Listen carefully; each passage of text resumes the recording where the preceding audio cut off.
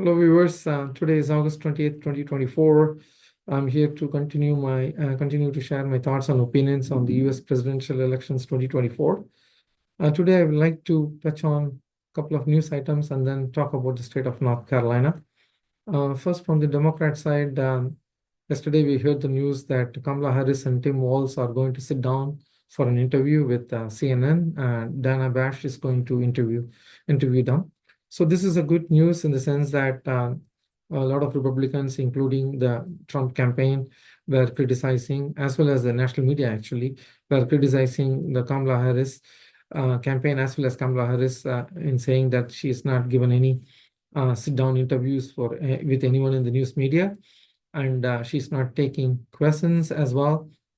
So I think this is a good start, even though this is not a one-on-one interview, but I'm sure that she has planned some one-on-one interviews with the other news media in the near future, and I hope that happens rather soon.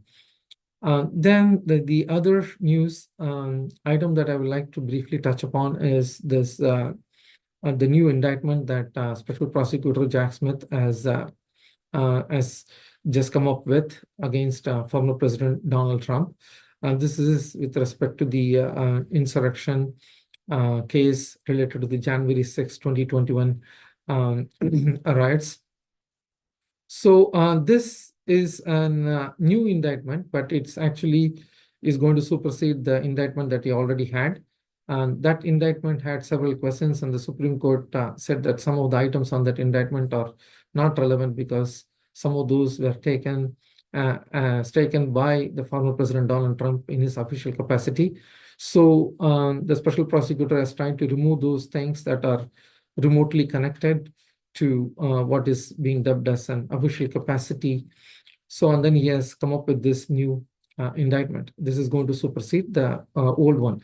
But if you look at it from an electoral perspective, this is not going to have any impact in the November election. The reason I'm saying that is most of the strong, hardcore MAGA supporters are going to vote for Trump, and most of the people who believe that he was responsible for those riots and that insurrection, they're going to vote for Kamala Harris. The independence that these both parties are trying to woo at this point of time, they are not going to base their vote just on this issue. So I don't think that this is going to be an winning issue from an electoral perspective. So so that is why I would prefer that the Kamala Harris campaign does not really talk about this on a daily basis. They can just make one statement saying that this has got nothing to do with the party or the campaign or Kamala Harris or President Biden. This is just the Justice Department doing their job, and they are responsible for the law enforcement, and they are just coming up with their indictment based on the facts that they have seen so far. And they can just stop it at that, and they can add one more sentence saying that unlike the prior administration, which politicized the Justice Department, the President Biden administration will not get into politics, will not politicize the Justice Department. They can just stop at that. That would be a good thing for them to do so that they stay above the fray. So, so now let me talk about the state of North Carolina.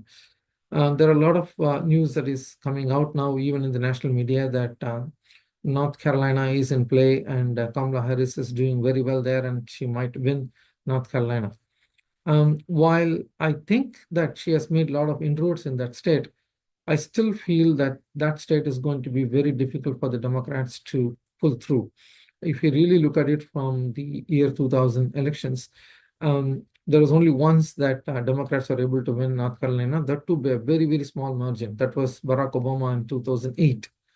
So while it is true that Hillary Clinton lost by 3 percentage points or something like that, but it was still lower, around 150,000 odd votes.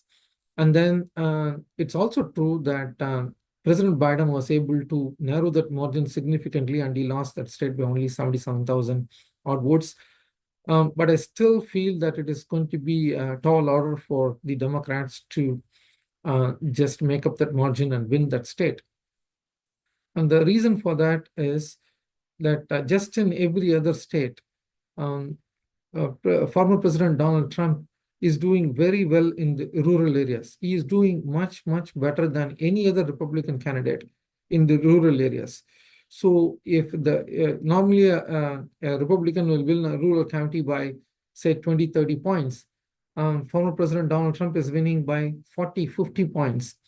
So while there is a lot of population growth in Raleigh, Durham, and the Research Triangle Park area, which traditionally votes for Democrats, and then the suburbs of Charlotte, city of Charlotte, and Greensboro, and other areas in and around Greensboro, they vote for Democrats. But still, um, former President Donald Trump is actually increasing his margin on the rural counties in every election. So I do feel that this is going to be a tough this is going to be a tough election for the Democrats in North Carolina to win that state. They will come very close, and I would suggest that they can concentrate more on Georgia. If they win Georgia by more than 3 points, then I think automatically there will be a spillover effect, and they can win North Carolina. I would say that they should concentrate on Georgia first, and make sure that they are doing very, very well in Georgia before they can come and play in North Carolina and spend a lot of time, energy, and resources in North Carolina. I think they are going to spend resources in North Carolina, but I think they can spend more money in Georgia. That's my view. So from the state of North Carolina, that's my take, and that's it for me today. I'll come back to you with a different program tomorrow. Till then, take care.